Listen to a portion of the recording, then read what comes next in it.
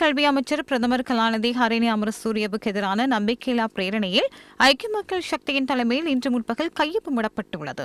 எதிர்க்கட்சித் தலைவர் அலுவலகத்தில் வைத்து இந்த நடவடிக்கை முன்னெடுக்கப்பட்டது. அரசாங்கத்தின் கல்வி சீர்திருத்தங்களில் சிறுவர்களின் மனநிலைக்கு பொருத்தமற்ற விடயங்கள் மற்றும் பாட விதானங்கள் தொடர்பான அதிக தவறுகள் காணப்படுவதனாலும் அவை குறித்து முறையாக நடவடிக்கை எடுக்க தவறியதாலும் கல்வி அமைச்சர் கலாநிதி ஹரிணி அமரசூரியவுக்கு எதிராக இந்த நம்பிக்கையில்லா பிரேரணை முன்வைக்கப்படுவதாக எதிர்க்கட்சி தெரிவித்துள்ளது.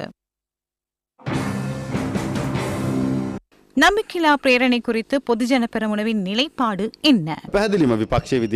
எதிர்க்கட்சியாக பாராளுமன்றத்தில் எதிர்க்கட்சிகள் எடுக்கும் முடிவுகளில் நாங்கள் இணைந்து செயற்படுவோம்.